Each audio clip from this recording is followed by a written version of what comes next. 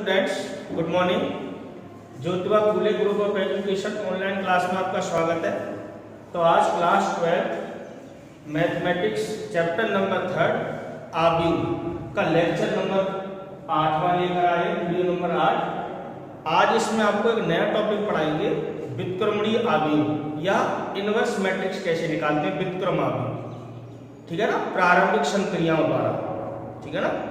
उससे पहले last video में मैंने आपको एक टॉपिक पढ़ाया था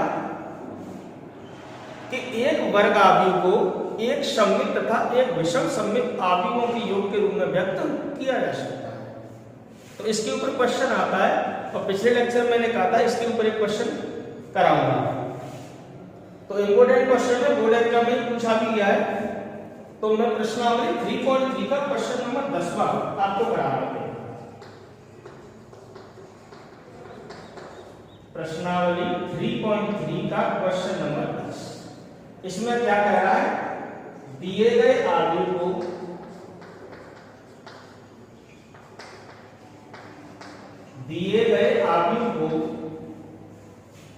एक सममित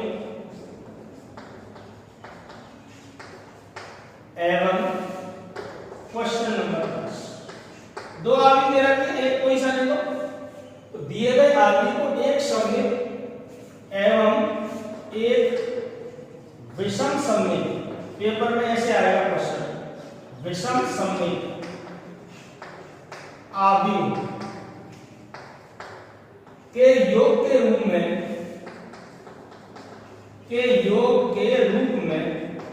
व्यक्त कीजिए। ये बोर्ड एग्जाम में बहुत बार पूछा गया है। दिए गए वर्ग आव्यूह को, देखो वर्गाकार तो होना ही चाहिए, अब वो तो देगा तो आपको खुद ही दिखेगा। दिए गए वर्ग आव्यूह एक सममित और एक विषम सममित आव्यूह के योग के रूप में व्यक्त कीजिए। अब वो आव्यूह जो देगा वो वर्गाकार जो होगा वो 2x2 कोटि का हो सकता है या 3x3 का। मेथड दोनों का सेम चलेगा।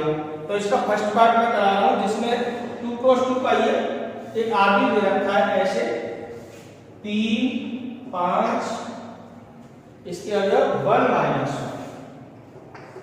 तो मुझे इस आव्यूह को एक सममित और एक विषम सममित आव्यूह के योग के रूप में व्यक्त करना है। ठीक है ना। प्लानिंग आपको पहले से पता होनी चाहिए। एक वर्ग आव्यूह को एक सममित और एक विषम सममित के रूप में किस प्रकार व्यक्त किया जा सकता है।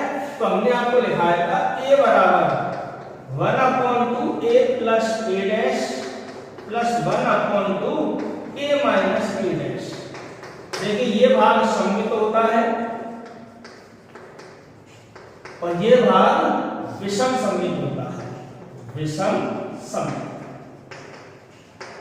और इन दोनों को जब जोड़ोगे तो 1/2 कॉमन आएगा, a dash कट जाएगा, 2a2 से 2 कट जाएगा, यही आएगा। तो एक वर्ग आव्यूह को एक सममित और एक विषम सममित आव्यूहों के योग के रूप में व्यक्त किया जा सकता है। लेकिन उससे पहले आपको ये वैल्यू निकालनी है, इसको क्या प्रूव करना है, सममित। ये वैल्यू निकालनी है, उसको क्या प्रूव करना है, विषम सममित। और अंत में इन दोनों का योग करोगे तो a के बराबर आना चाहिए। तो अपन को ये कार्य करना है पूरा, इस पर फोकस रखना है। प्लानिंग हमारी ये है कि ये वैल्यू निकालनी है और ये निकालनी है। ठीक है ना। इसको सममित दिखाना है, इसको विषम सममित, और अंत में दोनों को जोड़ेंगे तो a आ जाएगा। क्लियर। तो सॉल्यूशन जारी रखते हैं, जरा देखिए सॉल्यूशन। ठीक है ना। तो दिया है a बराबर कितना है, 3, 5, 1 माइनस 1। अब a का परिवर्त क्या होगा, a का परिवर्त जिसकी हमें जरूरत पड़ेगी। a का परिवर्त आव्यूह आप a डैश कहोगे या at लिख लो। कैसे निकालोगे, पंक्तियों को स्तंभों में परिवर्तित कर लो या स्तंभों को पंक्तियों में, एक ही बात है। तो 3, 5, 1 माइनस 1, ये लाइन समझ में आई। अब आप एक वैल्यू को ये निकालेंगे और एक वैल्यू ये। ठीक है ना। इसको सममित दिखाएंगे और इसको विषम सममित। लग जाओ अपने काम में, ये काम करना है आपको। तो मान लो इसको, चाहे इसको p मान लो, इसको q माना, p बराबर मान दिया 1/2 a plus a dash। तो a में a dash को जोड़ना है, 1/2 का लगाना है भाग। तो 1/2 a की जगह a का मान ए डैश की जगह ए डैश का, ठीक है ना। तो सर ये बड़ा ब्रैकेट ये ऐसे कैसे आ गया, ब्रैकेट नहीं तो आप भी पर चिन्ह है, ठीक है ना। चाहे तो अलग पॉइंट बाद में लगा लें। तो a का मान 3 5 1 माइनस 1, 3 5 1 माइनस 1, a डैश का मान 3 1 5 माइनस 1। दोनों को जोड़ दो, क्या आएगा, 3 और 3 6, 5 और 1 6, 1 और 5 6, -1 और -1 -2 हो जाएगी। ये लाइन समझ में आ रही है। अरे ए में मैंने इसके परिवर्त को जोड़ दिया है, ठीक है ना। परिवर्त कैसे करना था, पंक्तियों का चेंज करा दिया स्तंभों में। तो 3 5 1 माइनस 3 + 3 6, 5 और 1 6, 1 और 5 6, -1 और -1। प्रत्येक में लगा दो जो का भाग, क्या आएगा यहां से 3 3 3 -1, ये क्या आ गया 3, ठीक है ना। हमें क्या दिखाना है इसको, सममित, p का मतलब ये, ठीक है ना। तो इसको सरल करा देंगे, ठीक है ना। तो अब इसको सममित दिखाने के लिए p का परिवर्तन करा दो। p का परिवर्तन करोगे तो पंक्तियों को क्या कर दोगे, स्तंभों में 3 3 3 -3। तो ये किसके बराबर आ जाएगा, कोने p के। इसका मतलब क्या होगा, p का मतलब क्या है, 1/2 a + a डैश, क्या है, एक सममित आव्यूह है। इतना काम समझ में आया आपके, मतलब ये पार्ट हमने कर दिया। अब हमें क्या दिखाना है, क्यू लेना है, उसको क्यू कहते हैं, मतलब उसको क्या दिखाना है, विषम सममित। तो अंत में दोनों को जोड़ेंगे तो क्या आ जाएगा, ए, ठीक है ना। तो क्वेश्चन हमारा प्रूव हो जाएगा। तो पुनः अब की बात क्या लेना है, इस पार्ट को दिखाना है। तो पुनः माना q बराबर 1/2 a माइनस a डैश, ठीक है ना। तो बस इसको जरा सॉल्व कर लो। a की जगह a का मान कितना का भी देखा था, 3 5 1 -1 माइनस इसका डैश, डैश का होगा ट्रांसपोज, t भी लिख सकते हो। तो पंक्तियों का स्तंभ होगा 3 5 1 -1, जैसा कि यहां लिखा था। यहां तो जोड़ा था, यहां पर घटाना है। तो ये माइनस अंदर जाएगा तो सबके चिन्ह बदल जाएंगे, या डायरेक्ट ही घटा दो। 3 में से 3 जाएगा 0, 5 में से 1 जाएगा 4, 1 में से 5 जाएंगे -4, -1 तो ये माइनस क्या हो जाएगा, प्लस। 2 का लगा दो भाग, प्रत्येक अवयव में क्या आएगा, 0 2 -2 0, ये क्या आ गया, q आ गया। इसको क्या दिखाना है, q का मतलब ये विषम सममित। और ये विषम सममित आ चुका है, आप देख रहे हो। मुख्य विकर्ण के अवयव 0 0, ये एंटी साइन होने चाहिए, तो है ये। तो बस इसको रिप्रेजेंट करना है, तो q डैश, ठीक है ना। q डैश का मान कितना आएगा, पंक्तियों को स्तंभों में चेंज करो, 0 2 -2 0, इसमें से आप माइनस कॉमन ले लीजिए, क्या आएगा, ये 0 तो देखो ये 0 ही रहता है, ये माइनस का हो जाएगा। और ये किसके बराबर आ गया, माइनस, ये क्या हो गया, समझ में आया। जैसे p डैश का मान p आया था, तो p क्या था, सममित, p बोले तो कौन, ये। ऐसे q डैश का मान क्या आया, -p, तो q कैसा होगा, विषम सममित। क्लियर है। तो यहां से कन्फर्म हो गया, क्या कन्फर्म हुआ कि अतः q का मतलब 1/2 a माइनस a डैश, ये क्या है, एक विषम सममित आव्यूह है, विषम सममित आव्यूह है।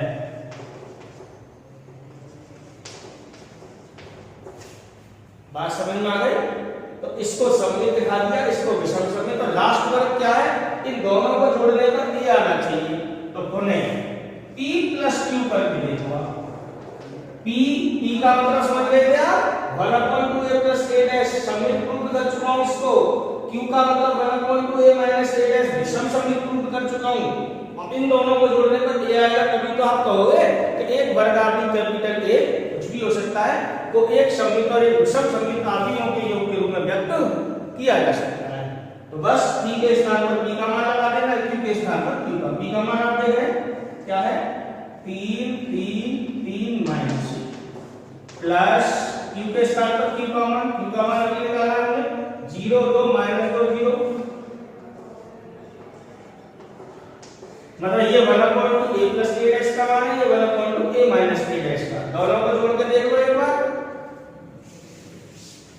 ये देखिए तो दोनों को आप जोड़ोगे तो क्या आएगा 3 0 3 3 और 2 5, 3 में से 2 जाएंगे 1 माइनस 1 और 0 माइनस 1, तो ये किसके बराबर आ गया, ये जो आगे a दे रखा था उसी के बराबर तो आ गया, ये देखिए तो p प्लस q बराबर क्या हो गया a, p का मतलब क्या था 1/a plus a dash, q का मतलब 1/a माइनस a डैश बराबर क्या आ गया,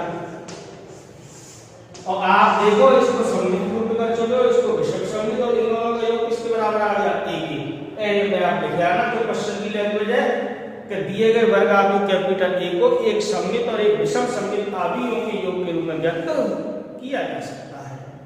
क्लियर? तो ये हमारा टॉपिक था, समझ में आ रहा होगा। इसके आगे की बात चलेगी, अब आगे की बात में इसमें आएगा व्युत्क्रम आव्यूह इनवर्स मैट्रिक्स, ठीक है ना। तो अब आपको आगे देखेंगे इनवर्स मैट्रिक्स, ठीक है ना।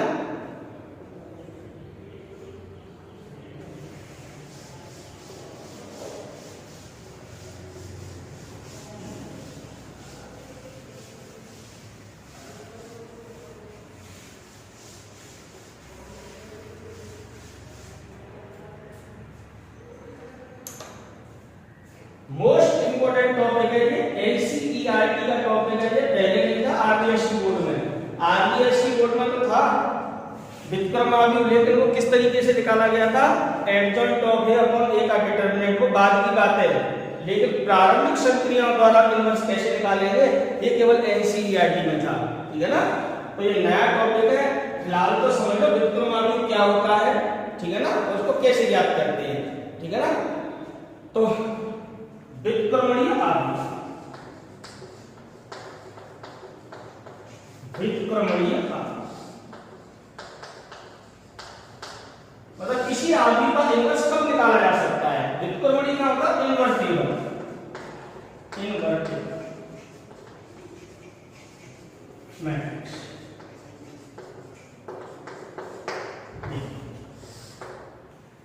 ठीक है ना। व्युत्क्रमणीय आव्यूह इनवर्टिबल मैट्रिक्स, इसको नॉन सिंगुलर मैट्रिक्स भी कह लेते हैं, ठीक है ना।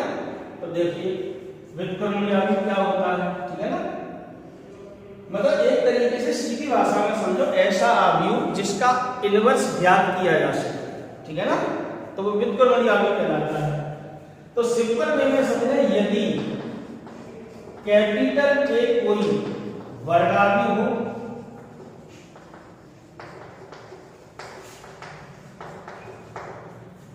तथा एक अन्य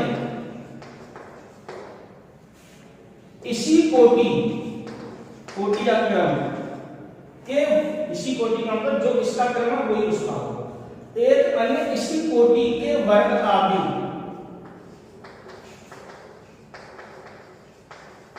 कैपिटल बी का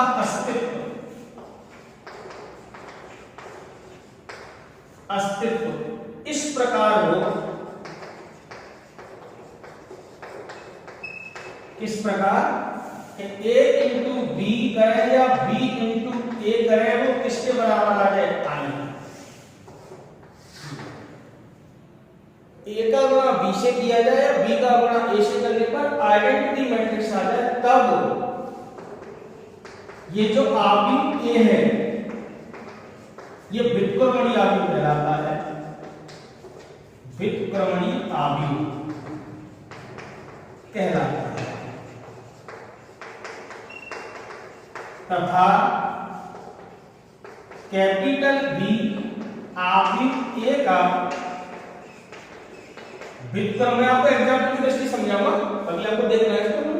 तथा बी आव्यूह ए का क्या कहलाता है, व्युत्क्रम आव्यूह। ये जो मैट्रिक्स है ये तो व्युत्क्रमणीय कहलाएगी, और ये जो ये है ना, ये इसका का व्युत्क्रम कहलाएगा, मतलब ए का इनवर्स कहलाएगा। तो आदि ए व्युत्क्रमण आदि कहलाता है तथा बी आदि ए का व्युत्क्रम आदि कहलाता है। अर्थात आप ऐसे समझ सकते हैं इस बात को कि ए इनवर्स बराबर होता है और ए इनवर्स बी के बराबर होता है। तो मतलब ऐसे समझ लो, तब यहां से अगर बी की जगह ए इनवर्स लगाओगे तो ए इंटू ए इनवर्स या ए इनवर्स इंटू ए वो काय के बराबर होगा ये। अरे जब बी ए के इनवर्स के बराबर हो जाएगा तो बी का मान जब आओगे तो ए इंटू ए इनवर्स इंटू ए बराबर क्या करेगा। ये तो मैंने एक्स्ट्रा बात बता दिया, फिलहाल ये बात समझ में आ गई होगी। तो अगर ए कोई वर्गावयव है तो इसके लिए एक अन्य वर्गावयव कैपिटल बी का अस्तित्व इस प्रकार का हो कि ए बी बराबर बी ए बराबर आई हो, तो आव्यूह ए को व्युत्क्रमणीय आव्यूह कहते हैं और आव्यूह बी ए का व्युत्क्रम कहलाता है। क्लियर है? ठीक, एग्जाम्पल समझ में आएगा। तो ये कैसे निकालते हैं बस वो आएगा, आगे टॉपिक आएगा प्रारंभिक संक्रियाओं द्वारा, ठीक है ना, या प्रारंभिक रूपांतरण द्वारा, ठीक है ना। तो वो आपको सिखाएंगे। जैसे ए बराबर कोई भी ले लो मैट्रिक्स, ठीक है ना, 3 5 1 2, ये कोई मैंने वर्गावयव ले लिया, ठीक है ना, और एक मैंने अन्य वर्गावयव लिया के लिए मैंने एक मैट्रिक्स बी ली। कैसी ली है मैंने? 2 3। अब ये क्यों यही लिया है, ये एग्जाम्पल पहले सेट होते हैं, मैंने दिमाग में लिया है कि इसका होना इससे करने पर आई आना चाहिए। अब ये कैसे निकाला जा सकता है वो अगले टॉपिक में आप सीखोगे, तो आप करके देखना। ये कोई वर्गावयव है, इसके लिए मैंने एक अन्य वर्गावयव ऐसा ले लिया, ए का होना बी से करके देखें आप क्या आएगा। 3 5 1 2 करें इसका होना इससे 2 -5 -1 3 क्या आएगा। इधर से आपको दिखाई दे रहा होगा, मैं इसको याद लिख देता हूं इस एग्जाम्पल में। जी देखिए,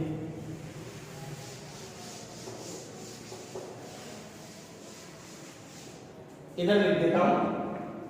तो ए बराबर मैंने एग्जाम्पल दे रहा हूं, ए बराबर मैंने क्या लिखा है 3 5 1 2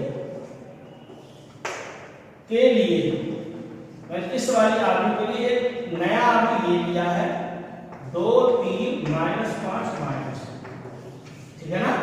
अब मैं ए का मान बी से करके देखूंगा तो देखो क्या है 3 5 1 2 गुणा करना आपको आता है 2 -5 -1 3 करें गुणा कैसे चलता है पंक्ति गुणा स्तंभ, पंक्ति गुणा स्तंभ।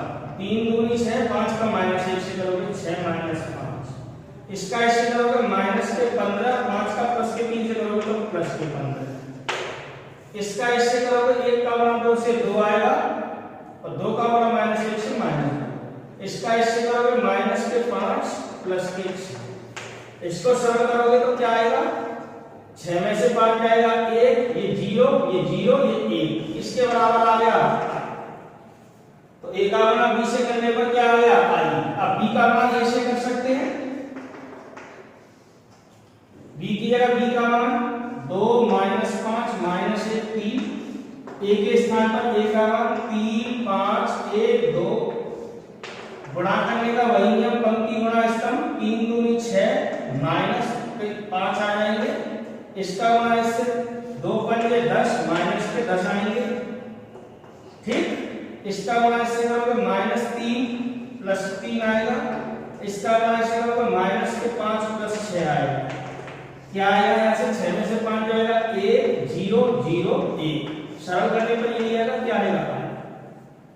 तो देखो पूरी प्रॉपर्टी सेटिस्फाई हो गई। यहाँ हम क्या देख रहे हैं कि ए बी बराबर है बी ए बराबर है आई। ए का गुणा बी से कर लो या बी का गुणा कर ए से कर लो, क्या आ गया आई। इसका मतलब अतः ये आव्यूह ए बोले तो कौन 3 5 1 2 कैसा है व्युत्क्रमणीय है। समझ में आया, ये इनवर्टेबल मैट्रिक्स है।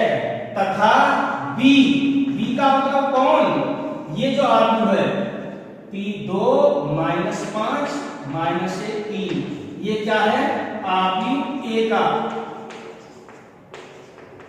व्युत्क्रम है, व्युत्क्रम है। मतलब ऐसे समझ लो कि एक इनवर्स किसके बराबर है, बी।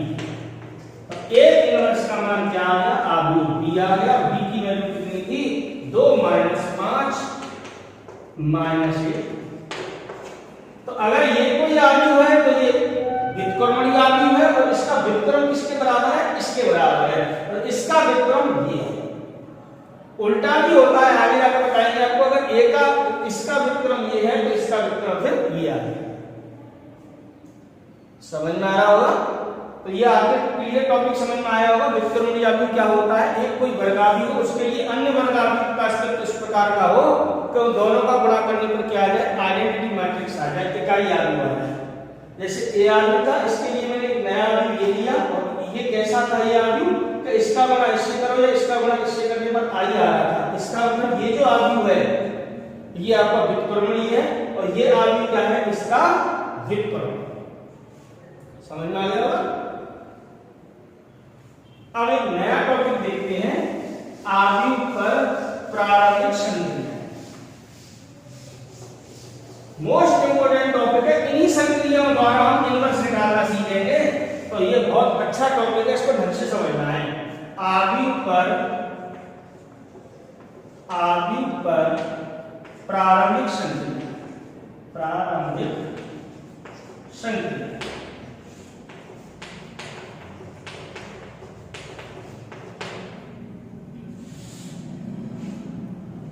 आव्यूह पर प्रारंभिक संक्रियाएं या आव्यूह रूपांतरण भी कह सकते हैं, ठीक है ना। तो आव्यूह पर 6 प्रकार की प्रारंभिक संक्रियाएं रूपांतरित की जा सकती हैं, ठीक है। आव्यूह पर 6 प्रकार की प्रारंभिक संक्रियाएं, प्रारंभिक संक्रिया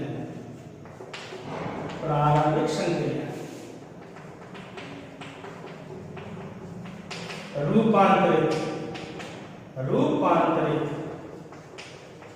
की जाती है या जा सकती है। आव्यूह पर कितनी प्रकार की प्रारंभिक संक्रिया रूपांतरित कर सकते हैं हम, 6 प्रकार की, जिनमें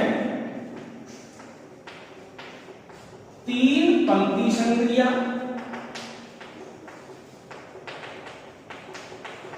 एवं 3,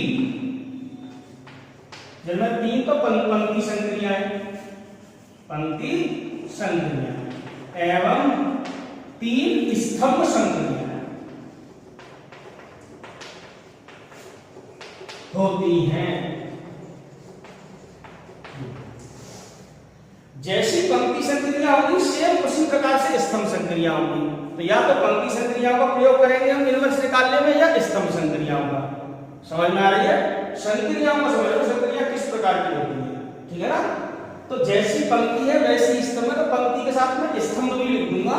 तो आप समझना, पंक्ति के ध्यान रखना, पंक्ति के साथ पंक्ति का प्रयोग करना है और स्तंभ के साथ स्तंभ का। तो या तो पंक्ति संक्रिया प्रयोग करेंगे सवाल में, या स्तंभ संक्रिया का, ठीक है ना। तो 3 प्रकार की संक्रियाएं रूपांतरित की जाती है। पहली, ढंग से समझना इस बात को, मोस्ट इंपोर्टेंट बात है। पहली संक्रिया क्या है कि आव्यूह की किन्हीं 2 पंक्ति को परस्पर बदला जा सकता है। किसी भी मैट्रिक्स में पहली संक्रिया क्या कहती है कि आव्यूह की किसी भी किन्हीं 2 पंक्तियों को परस्पर बदला जा सकता है। हाँ, ऐसा ही काम स्तंभों में किया जा सकता है, ठीक है ना। तो पंक्ति के साथ पंक्ति लगाते हैं, स्तंभ के साथ स्तंभ, ठीक है ना। तो पहली संक्रिया क्या है कि आव्यूह की किन्हीं 2 पंक्तियों, अब ये ऐसे मैंने स्तंभ लिख दिया, तो पंक्ति की बात कर रहे हैं तो पंक्ति दोनों संक्रिया चल रही है। मतलब 3 लिखाऊंगा मैं पंक्ति संक्रिया, 3 उसके साथ अंडरस्टूड है स्तंभ संक्रिया। तो 6 प्रकार की संक्रिया हो जाती है, ठीक है ना। तो आव्यूह की किन्हीं 2 पंक्ति अथवा स्तंभों को परस्पर बदला जा सकता है, बदला जा सकता है। जैसे कोई भी मैट्रिक्स है 1 2 -1 3 4 0 2 1 7, ये कोई मैट्रिक्स है। अब मैंने क्या किया, इसकी पहली पंक्ति को तीसरी पंक्ति से बदल दिया, तो क्या आएगा, ये कोई मैट्रिक्स है, मैंने इसकी पहली पंक्ति को तीसरी पंक्ति से बदल दिया, तो पहली पंक्ति के स्थान पर तीसरी पंक्ति आ जाएगी और तीसरी पंक्ति के स्थान पर पहली पंक्ति आ जाएगी। समझ में आ रहा है? तो क्या आएगा, ये यहां आ जाएगा, ये यहां आ जाएगा, 2 1 7 1 2 -1, और ये है ऐसे। तो ये देखो नई मैट्रिक्स आ गई, कोई भी आगे का नाम हो सकता। तो मेन फोकस तो ये है कि किसी भी पंक्ति को किसी अन्य पंक्ति से आप बदल सकते हो। ये I is not equal to J, जैसे I का मान 1 है, J का मान 3 है, मतलब पहली पंक्ति को तीसरी से बदल दिया। I का मान 1 है, J का मान 2 है, मतलब पहली पंक्ति को दूसरी पंक्ति से बदल दिया। तो ये जनरल मेथड लिखा है, प्रैक्टिकल बात आपकी समझ में आई है, समझ में आ रही है? तो पहली संक्रिया समझ में आ गई कि आगे की किन्हीं दो पंक्ति को परस्पर बदला जा सकता है। ऐसा स्तंभ में भी कर सकते हैं, तो अगली संक्रिया हो जाएगी, स्तंभ संक्रिया हो जाएगी। 3 पंक्ति संक्रिया होती है, लिखा था 3 पंक्ति संक्रिया 3 स्तंभ, जैसा पंक्ति में होता है वैसे स्तंभ में होता है। स्तंभ संक्रिया लगाना चाहो, इसको इससे बदल दो या इसको इससे बदल दो, ऐसा किया जा सकता है। अब ये कार्य क्यों करते हैं, ये आपको समझ में आएगा जब इनवर्स निकालेंगे, ठीक है ना? तो ये हमारी बात कैसे क्लियर हो गई, पहली संक्रिया। अब देखो दूसरी और तीसरी। दूसरी संक्रिया क्या कहती है, आव्यूह की किसी भी पंक्ति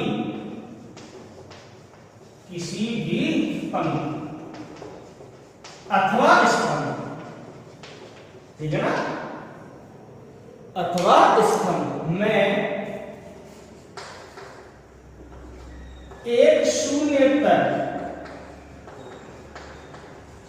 का मतलब समझते हैं, पहले भी बता रखा है, नॉन जीरो होता है। आगे तो किसी भी पंक्ति अथवा स्तंभ में शून्येतर अदिश राशि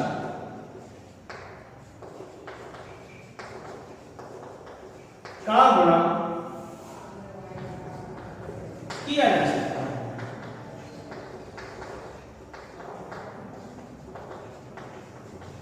जैसे कोई भी पंक्ति है, आई का मान कुछ भी है, अब इसका आप किसी भी संख्या का गुणा कर सकते हैं।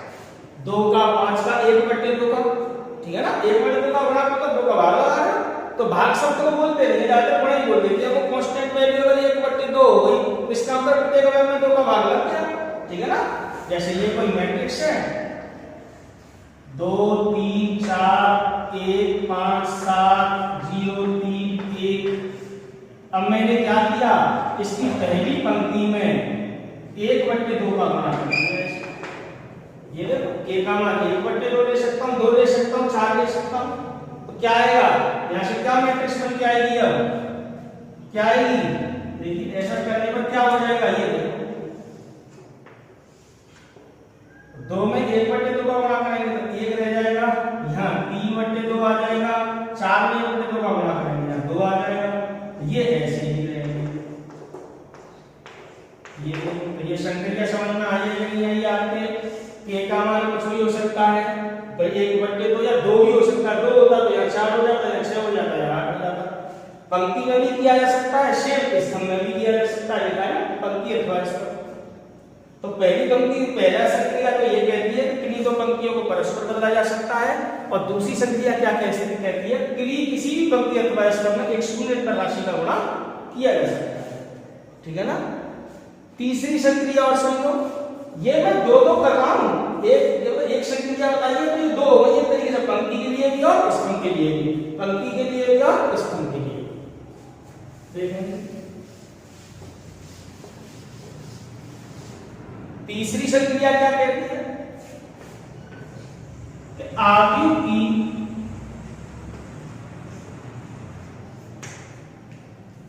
किसी भी पंक्ति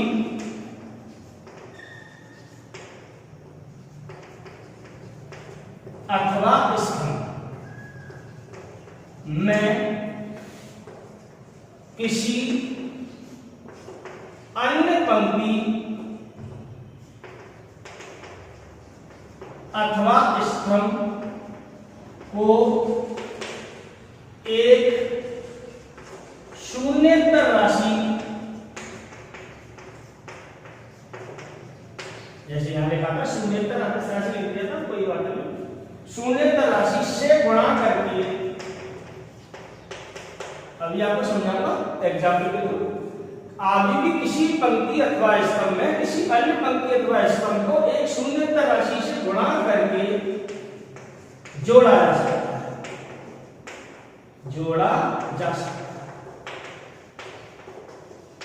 ये अगर वो कांस्टेंट माइनस का हो गया तो घट भी जाएगा, जोड़ा अथवा घटाया जा सकता है। वैसे जोड़ने को बोलते हैं, जैसे आप तो गुणा करने को बोल रहे थे, वो कांस्टेंट की वैल्यू घटे में वही तो भाग लग गया एक तरीके से। तो जैसे कोई भी अगर आपकी मैट्रिक्स है, ये देखिए 2 1 3 4 5 6 0 2 5, ये आपकी पहली पंक्ति है, दूसरी पंक्ति है, तीसरी पंक्ति, ये पहला स्तंभ, दूसरा स्तंभ, तीसरा स्तंभ। अब मैंने क्या कहा है कि किसी भी पंक्ति, जैसे मैंने पहली पंक्ति ले ली, इसमें क्या कर रहा हूं, किसी अन्य पंक्ति को एक शून्येतर राशि से गुणा करके जोड़ा जा सकता है। जैसे मैंने क्या किया, पहली पंक्ति ले ली R1, इसमें दूसरी पंक्ति को 4 से गुणा करके जोड़ दिया। पहली पंक्ति में क्या किया, दूसरी पंक्ति को 4 से गुणा करके जोड़ दिया। -4 से गुणा करके जोड़ते तो एक तरीके से 4 का गुणा करके घटा दिया, तो जोड़ा जा सकता है अथवा घटाया जा सकता है। तो पहली पंक्ति में दूसरी पंक्ति को 4 से गुणा करके जोड़ दिया, दूसरी पंक्ति में पहली पंक्ति को 3 से गुणा करके जोड़ दो, तीसरी पंक्ति में पहली पंक्ति को किसी भी पंक्ति में किसी अन्य पंक्ति को किसी संख्या से गुणा करके जोड़ा अथवा घटाया जा सकता है, ये कहती है। तो करके देखने जरा ये काम, देखो किस पंक्ति में जोड़ रहा हूं, पहली में, किसको, दूसरी को, कितने का गुणा करके, 4 का। एक बार बताओ संक्रिया किस पंक्ति पर लग रही है, पहली पर, तो पहली पंक्ति चेंज होगी, अन्य पंक्तियां चेंज नहीं होती है। जैसे हमने यहां पर दिखाया था, किसी भी संख्या पंक्ति में किसी भी शून्येतर राशि का गुणा किया जा सकता है। जैसे मैंने यहां पर R1 में 1/2 का गुणा किया तो R1 ही चेंज होगा, R2 और R3 ऐसे ही लिखे जाएंगे। समझ में आ रहा, जिस पंक्ति में संक्रिया लगती है उसी पे चेंजिंग आती है, बाकी पर कोई चेंजिंग नहीं आती है। क्लियर है? तो यहां क्या कार्य कर रहे हैं, पहली पंक्ति में दूसरी पंक्ति को 4 का गुणा करके जोड़ रहे हैं, तो पहली पंक्ति चेंज होगी, बाकी कोई चेंज नहीं होगी। अब जोड़ दो, अब इसमें 4 का गुणा करोगे तो 16 आएगा, 16 को 2 में जोड़ दोगे कितना आएगा, 18। 4 का गुणा करोगे 20, 20 में 1 को जोड़ दोगे 21। इसमें किसको जोड़ोगे, इसमें 4 का गुणा करोगे 24 और 3 कितने हो जाएंगे, 27। बात ही ऐसी रहेगी। आया है कि नहीं आया समझ में? तो मेरा कहने का मतलब ये है, कोई भी पंक्ति ले लो आप, इसमें किसी अन्य पंक्ति को, यहां J लिख दिया, यहां I लिख दिया, यहां K लिख दिया। I का मान J के बराबर नहीं है और K का मान 0 नहीं है। तो K का मान 0 नहीं होता, कोई भी शून्येतर राशि ले ली, नॉन जीरो राशि, I और J का मतलब जैसे I का मान 1 है, J का मान 2 है, मतलब पहली पंक्ति में दूसरी पंक्ति को या दूसरी पंक्ति में तीसरी पंक्ति को, ये जनरल बात नहीं है। तो ये आप समझ लो मैथमेटिकल बात, ठीक है ना? तो आगे की किसी पंक्ति अथवा स्तंभ में किसी अन्य, आगे की किसी पंक्ति अथवा स्तंभ में किसी अन्य पंक्ति अथवा स्तंभ को किसी संख्या से, किसी शून्येतर राशि से गुणा करके जोड़ा अथवा घटाया जा सकता है, ऐसा कहती है तीसरी संक्रिया। तो जैसे ही पंक्ति संक्रिया थी वैसे ही स्तंभ, पेपर में ये लिखा नहीं आता कि पंक्ति संक्रिया लगाइए या स्तंभ संक्रिया लगाइए, ठीक है ना? तो इनवर्स निकालने का आप पंक्ति संक्रियाओं का प्रयोग कर सकते हैं या स्तंभ संक्रियाओं का। तो वो तो पेपर में ऐसे लेके आएगा, प्रारंभिक संक्रियाओं या द्वारा या प्रारंभिक रूपांतरण द्वारा किसी वर्ग आदि का इनवर्स कैसे निकालते हैं। तो यही टॉपिक चलेगा हमारा, प्रारंभिक संक्रियाओं द्वारा या प्रारंभिक रूपांतरण द्वारा किसी वर्ग आव्यूह का व्युत्क्रम ज्ञात करना। ये आपका मोस्ट इंपोर्टेंट टॉपिक चलेगा, इसका मैं आपको थोड़ा सा एक एग्जाम्पल के थ्रू आपको समझाता हूं, ठीक है ना।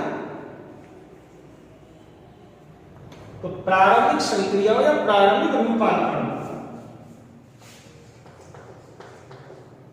प्रारंभिक संक्रिया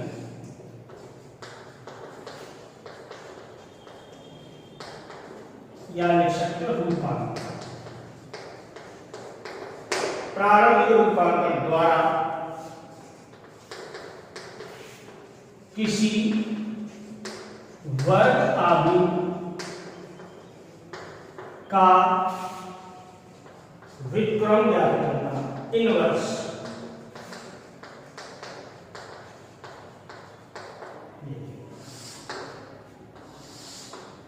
तो पहले इसका वर्गीय रूप समझ लो, कैसे ज्ञात करते हैं। क्रिया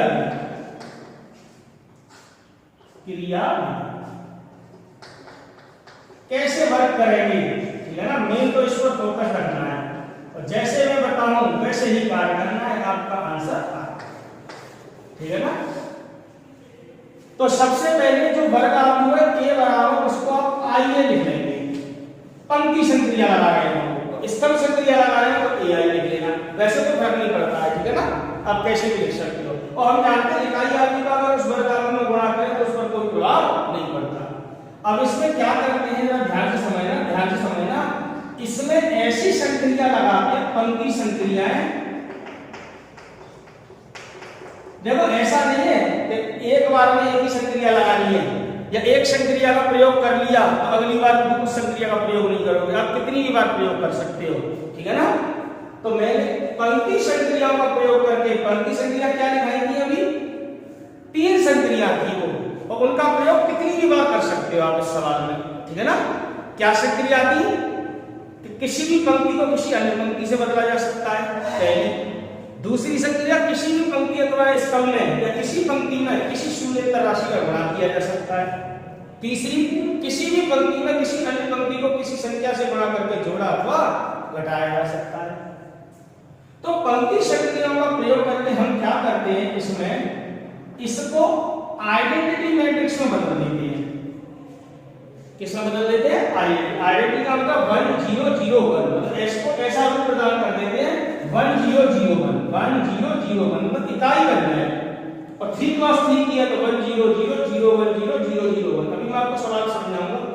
अब जब ये काम देखो लेफ्ट साइड में भी जो काम करते हैं वही राइट साइड में भी करते हैं, तो जब राइट साइड में कार्य करोगे तो ये कोई नया आव्यूह बन जाएगा बी, तो इसको ऐसे लिखना ए। जब पंक्ति संक्रियाओं का प्रयोग करोगे तो ये कोई नया, इसको ये बनाना है आई, तो जो काम लेफ्ट साइड में करते हैं वही राइट साइड में, तो जो संक्रिया बाईं ओर लगेगी वही संक्रिया दाईं ओर, तो ये इकाई आव्यूह नए आव्यूह में तब्दील हो जाएगा और यही आव्यूह क्या कहलाएगा, ए का इनवर्स। ये जो बी आव्यूह होगा वो ए इनवर्स, क्योंकि हम जानते हैं चूंकि ए इनवर्स इनटू ए तो आई होता है, चूंकि A inverse A into I या A into A inverse B होता है। अब इन दोनों का गुणा अगर आई आ गया तो ये इसका इनवर्स हो जाएगा कि नहीं, तो इसको ए इनवर्स कह सकते हो कि नहीं, पिछले टॉपिक में आपको पढ़ाया, ठीक है ना। अब सवाल कैसे करते हैं ये मोस्ट इंपोर्टेंट बात है, अब इसको समझना। तो इसके ऊपर देखिए एक एग्जाम्पल कराता हूं मैं, आपको समझ में आएगा। तो एग्जाम्पल नंबर में करा रहा हूं आपको 23। ये कह रहा है प्रारंभिक संक्रियाओं द्वारा इस आव्यूह का व्युत्क्रम निकालिए। देखिए आपकी एनसीईआरटी बुक में एग्जाम्पल है, ये क्वेश्चंस में आपको कल और कराऊंगा 2 क्रॉस 2 3 क्रॉस 3 के भी कराऊंगा। ये एग्जाम्पल नंबर है ये आपका 23 और पेज नंबर आपका है ये 101। Example 23 on page number 101। तो पेपर में लिखकर आएगा कि प्रारंभिक संक्रियाओं द्वारा इसका व्युत्क्रम ज्ञात कीजिए, तो यही लिखा है प्रारंभिक संक्रियाओं द्वारा। क्वेश्चन में कैसे आएगा, प्रारंभिक संक्रियाओं द्वारा, प्रारंभिक संक्रियाओं द्वारा या प्रारंभिक रूपांतरण द्वारा, प्रारंभिक संक्रियाओं द्वारा आव्यूह ए बराबर कोई भी मैट्रिक्स दे सकता है, वर्गाकार देना, लेकिन मुझे क्या करना, 2 क्रॉस 2 की भी दे सकता है, 3 क्रॉस 3 की भी दे सकता है। क्या है 1 2 2 माइनस 1 1 2 2 माइनस 1 का व्युत्क्रम ज्ञात कीजिए, मतलब इसका इनवर्स, ए इनवर्स निकालना है, व्युत्क्रम ऐसे समझ लो, ए इनवर्स ज्ञात कीजिए। देखो प्रोसेस समझाया जाता है तो इतनी बात समझ में नहीं आती है, क्योंकि वो थ्योरेटिकल बात है, तब यहाँ प्रैक्टिकली बात होगी, क्वेश्चन करेंगे तो ये आपका दिमाग में समझ में आएगा ये हो क्या है, ठीक है ना। तो आपको कैसे करना है वो देखिए, ठीक है ना। तो ये मैं हटा देता हूँ, वर्किंग हूँ अभी, चलो रहने दो इसको। तो इसका सॉल्यूशन देखिए, मैंने क्या कहा था, सबसे पहले क्या लिखेंगे, ए बराबर आई, ए बराबर इस ए की जगह ए का मान जमाना है और आई की जगह आई का मान, इसको कुछ नहीं लेना, इसको ऐसे, ठीक है ना। ए बराबर, अब इस पर कार्य करते हैं हम ए पर, ठीक है ना। मतलब इसको आपको इकाई आव्यूह बनाना है, ध्यान से समझना, इसको आइडेंटिटी मैट्रिक्स बनाना है, किसके द्वारा, संक्रियाओं के द्वारा। 3 संक्रिया थी, पंक्ति संक्रिया लगाओगे तो पंक्ति की ऊपर लगाते रहना, और स्तंभ की लगाओगे तो स्तंभ की। तो पंक्ति संक्रिया लगाना है, पंक्ति संक्रिया इजी लगती है क्योंकि वो जल्दी कैलकुलेशन हो जाती है, स्तंभ का भी आसान है, एक क्वेश्चन मार्क को स्तंभ संक्रिया से भी करा देंगे, ठीक है ना। अब जैसा कार्य इधर करेंगे वैसा ही कार्य यहां चलेगा। तो जैसे ही आइडेंटिटी मैट्रिक्स बनेगी ना इकाई आव्यूह, तो ये जो आव्यूह बनकर आएगा यहां पर, यही कहलाएगा ए का इनवर्स। समझ में आ रही हो, इसका इनवर्स हो जाएगा, क्लियर। अब देखो कैसे बदला जा सकता है, इस पर थोड़ा सा दिमाग लगाएं, ठीक है ना। अब क्वेश्चन की मेन स्टार्टिंग हो गई कैसे करें, ठीक है ना। टॉपिक तो समझ में आ रहा है आपके। अब इसको कैसे किया जा सकता है ये आप समझना यहां से, ठीक है ना। तो क्या है ये 1 2 2 माइनस 1, एक बार और रिपीट करके लिख दिया, तो आई की जगह आई का मान 1 0 0 1, ये एक है। देखो इकाई मैट्रिक्स क्या होती है, ये होती है, तो मतलब इसको ऐसा बनाना है, तो यहां 1 आना चाहिए, यहां 0 आना चाहिए, यहां 0 आना चाहिए और यहां 1 आना चाहिए, क्लियर है। थोड़ा सा ये कार्य करते हैं, जब भी पंक्तियां संक्रिया लगाते हैं ना, पंक्ति संक्रिया लगाते हैं तो स्तंभ को सेट करते हैं, और स्तंभ संक्रिया लगाते हैं तो पंक्तियों को सेट करते हैं। तो पंक्ति संक्रिया को मैं लगा रहा हूं तो मैं ऐसे बनाऊंगा, यहां 1 बनाऊंगा जो कि है, मैं क्या बनाऊंगा पहले से ही है, अगर यहां 3 होता तो 3 का भाग लगा सकता था मैं इसमें, 1/3 का गुणा करना, तो यहां पर 1 बनाते हैं, इसकी मदद से यहां 0 बनाना है तुम्हें, ठीक है ना। फिर यहां पर 1 बनाना है, 0 1 बनाना है, इसकी मदद से यहां 0 बना देना है। कैसे करना है, देखो यहां 1 बनाना है, उसकी मदद से ये 0, फिर यहां 1 बनाना है, इसकी मदद से ये 0, ठीक है ना। अब कैसे करेंगे वो देखिए।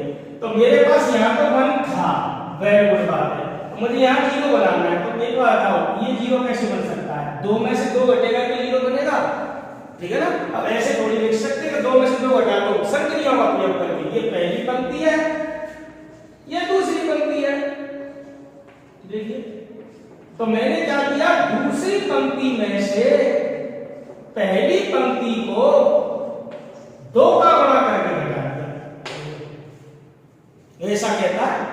तीसरी संक्रिया की है, किसी भी पंक्ति में से किसी अन्य पंक्ति को किसी संख्या से गुणा करके जोड़ा जा सकता है। तो यहाँ प्लस का चिन्ह या -2 लगा लो, तो -2 का गुणा करके जोड़ दो, बात तो एक ही है।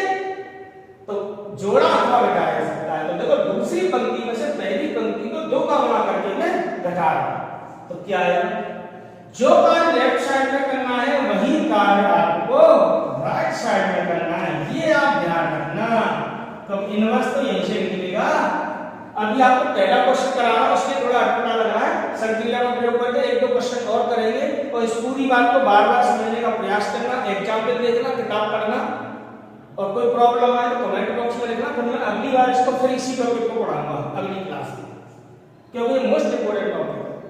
तो देखिए R2 में से R1 को घटाना है 2 का गुणा करके, करो इसमें 2 का गुणा, 2 आएगा और 2 में से 2 जाएगा तो देखो R1 पर तो कोई प्रभाव नहीं पड़ेगा, संक्रिया किसमें लगाई जा रही है R2 में, R2 में से तो R1 को घटा रहे हो 2 का गुणा करके, तो R1 पर कोई प्रभाव नहीं पड़ेगा, ठीक है ना। तो करो 2 का गुणा किया, इसमें 2 आया, 2 में से 2 जाएगा क्या आएगा 0। मैंने कहा था पंक्ति संक्रिया लगा रहे हैं लेकिन स्तंभ को सेट करेंगे, यहाँ 1 बनाएंगे फिर 0 बनाएंगे, यहाँ 1 बनाएंगे फिर यहाँ 0 बनाएंगे, ठीक है ना। 2 का गुणा करके 4 आएगा तो -1 में 4 को तुम घटाओगे तो क्या आएगा -5। ये लीजिए जो काम यहाँ किया है वही काम यहाँ करना है, तो R1 पर तो कोई प्रभाव पड़ेगा नहीं, R2 में से R1 को घटाया 2 का गुणा करके, अब इसमें 2 का गुणा करोगे तो क्या आएगा 2 और 0 में से 2 घटाओगे तो क्या आएगा -2। समझ में आ रहा है, 2 का गुणा करोगे 0 आएगा, 1 में से घटाओगे 0 को 2 बना आएगा। लाइन समझ में आ रही है। पहली बात तो देखो 1 0 बन गए, क्या बनाना है यहाँ पर 1 यहाँ पर 0, अब यहाँ पर 1 बनाना है, कैसे बनेगा, अरे सब 5 का -5 का गुणा 1/5 का गुणा कर दो ना, मतलब -5 का भाग लगा दो। ये कौन है, वही R2, तो मैंने R2 में क्या किया -1/5 का गुणा कर दिया, या ऐसे समझ लो -5 का भाग लगा दिया, तो क्या आएगा देखिए 1 2 ऐसे नहीं, ये -1/5 का गुणा करोगे तो यहाँ तो 0 ही रहेगा, और -5/5 का गुणा करोगे माइनस प्लस यहाँ क्या आ जाएगा 1, जो कार्ड लेफ्ट साइड में किया वही राइट साइड में करना पड़ेगा, ये आप ध्यान रखना, नहीं तो सारा खेल खराब हो जाएगा। करो तो 1 0 ऐसे ही, इसमें -1/5 का गुणा करोगे तो ये 2/5 आ जाएगा और ये माइनस का 1/5 आ जाएगा, ये ऐसे ही। लाइन समझ में आ रही है, मतलब इस सब पूरी मैट्रिक्स को ये शक्ल देनी है, तो शक्ल देते तो 3 एलिमेंट तो सही हो गए 1 0 0 1, अब यहाँ पर क्या बनाना है 0, तो यहाँ 0 बनाना है, तभी तो ये इसको आई कह पाओगे। अब ये 0 कैसे बनेगा, देखो इसकी मदद से ये 0 और इसकी मदद से पहले 1 बनाना है, स्तंभ को सेट करते चलते हैं, तो इसकी मदद से तो मैंने ये 0 बना दिया, अब इसकी मदद से ये 0 बना दो, तो हमने क्या किया R1 में से, अब एक बात, इसमें से 2 घटेगा तभी तो 0 बनेगा, तो R1 में से मैंने R2 को घटा रहा हूं, कितने का गुणा करके 2 का, ये देखो, अरे सीधी बात है, इसमें 2 का गुणा करोगे तो 2 आएगा, 2 में से 2 जाएगा तो क्या बनेगा 0। समझ में आ रहा है, तुम लोगों को ऐसी तो पहले भी लगाई थी, मैंने कहा था संक्रिया कितनी बार लगाई जा सकती है, कोई दिक्कत नहीं आती, आपको तो अभी हमको सेट करना है बस कैसे हो सकते हैं, तो इसको करो 1 2 0 1, अब यहाँ पे लगाओ संक्रिया, तो पहली देखो पहली पंक्ति तो पर प्रभाव पड़ेगा, दूसरी को तो प्रभाव पड़ेगा, करो 2 का गुणा, इसमें 2 का गुणा करो 0 रहेगा, 1 में से 0 घटाओ गुणा रहेगा, करो 2 का गुणा 2 आएगा, 2 में से 2 जाएगा 0, देखो बन गई आइडेंटिटी मैट्रिक्स, ठीक है ना, यही हमारा उद्देश्य था, और जैसा कार्य लेफ्ट साइड में वैसा कार्य राइट साइड में करो, तो R1 पर प्रभाव पड़ेगा, R2 पर तो कोई प्रभाव पड़ेगा नहीं, 2/5 -1/5, ठीक है ना। तो यहाँ पर क्या करना है, R1 में से R2 को घटाना है 2 का गुणा करके, तो घटाओ जी, इसमें से इसको घटाना है 2 का गुणा करके, देखो कैसे, कैलकुलेशन को चाहे तो आप नंबर में सॉल्व कर सकते हो, इसमें से इसको घटाना है 2 का गुणा करके, तो 1 में से घटाना है 2 का गुणा करके, इसको 2/5, ठीक है ना, अलग से सॉल्व कर लो कोई दिक्कत नहीं है, कि 2 दूनी 4/5, 5 लघुत्तम, 5 में से 4 जाएगा क्या आएगा 1/5, तो क्या आएगा यहाँ पे, अरे इसमें से इसको घटाओगे 2 का गुणा करके तो क्या आया 1/5, इसमें 2 का गुणा करोगे तो माइनस की 2/5 हो जाएगी, है ना, और घटाओगे तो माइनस क्या हो जाएगी प्लस, ये तो आसान कैलकुलेशन थी, क्या आएगा यहाँ पर 2/5, तो R1 में से जब मैंने R2 को घटाया 2 का गुणा करके, तो यहाँ आया 1/5 और यहाँ आ गया 2/5, अब ये क्या बन चुका है I, और आप जानते हो आई कब आता है, जब किसी आदमी ए में ए इनवर्स का गुणा करोगे तभी तो आई आएगा। इसके मायने क्या हुए, ये ए इनवर्स का मान इसी के बराबर हो गया बस। अतः ए इनवर्स बराबर क्या आया, 1/5, 2/5, 2/5 और -1/5। ये हमारा कंप्लीट सॉल्यूशन निकल गया। तो इस आरडीयू का इनवर्स ये आएगा। समझ में आ गई होगी बात, कोई दिक्कत नहीं है। तो रिजल्ट आप देखोगे तो यही आएगा 1/5, 2/5, 2/5 -1/5। तो ये हमारा करेक्ट आंसर है। तो प्रारंभिक रूपांतरण द्वारा इस तरीके से आप इनवर्स निकालेंगे। कल इसी क्लास को फिर आगे ले जाएंगे, इसी टॉपिक को फिर पढ़ाएंगे। आज के लिए इतना ही, थैंक यू।